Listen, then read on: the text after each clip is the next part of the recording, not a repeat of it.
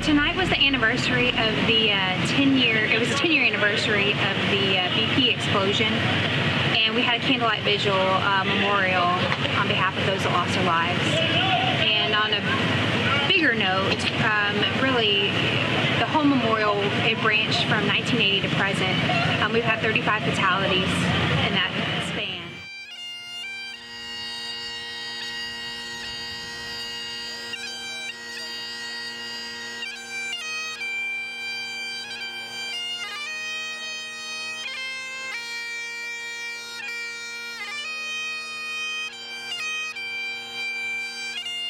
The focus is about safety.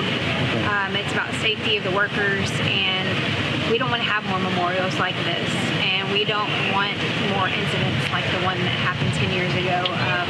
When that explosion happened in 2005, it killed 15 workers, and 170 were critically injured.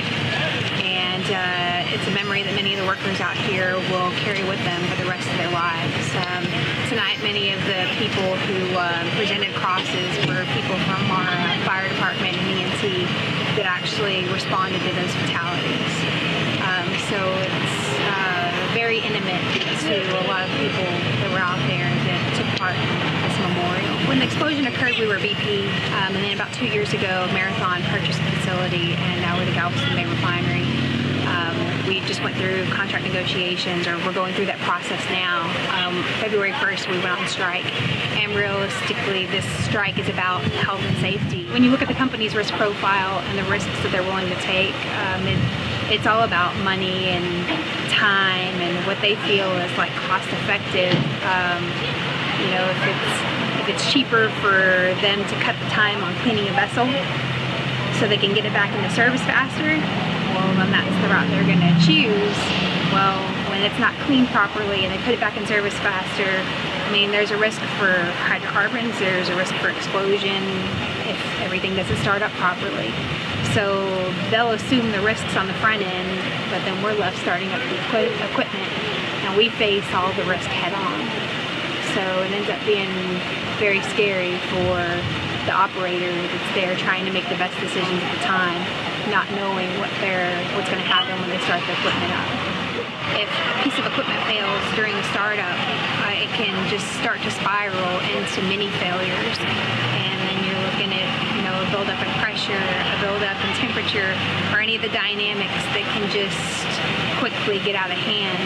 We have very skilled and trained operators that even when an upset starts to happen, can get control of that kind of a situation. But if the mechanical failure is significant enough, or it's several failures, sometimes even the best skilled isn't enough. What we're seeing is that workers end up getting replaced with contractors. It ends up being more, I guess, cost-effective outlet for the company. So instead of hiring more proprietary workers, they'll supplement with contractors, and they'll bring them in to do these large turnarounds. And what happens is they're not familiar with the site, familiar with the material, familiar with the process. They come in, they do a task at hand based off the drawings, and then they leave. And then our people are left to bring it online and fix all the issues when it comes online. So it can be significant leaks, it can be material failures, it can be a laundry list of issues when the equipment starts up. And the operators that are out there trying to troubleshoot the equipment to make sure it's safe, and it's not a guaranteed process that it is safe when they go to start it up. So that's a lot of the health and safety issues around where the contractors are concerned. We have several steel workers that came to participate in the event from all throughout the area, and then a lot of the workers that were here tonight were here 10 years ago when the explosion actually occurred. We had a lot of retirees that also came out that were here that day just to pay their respects. So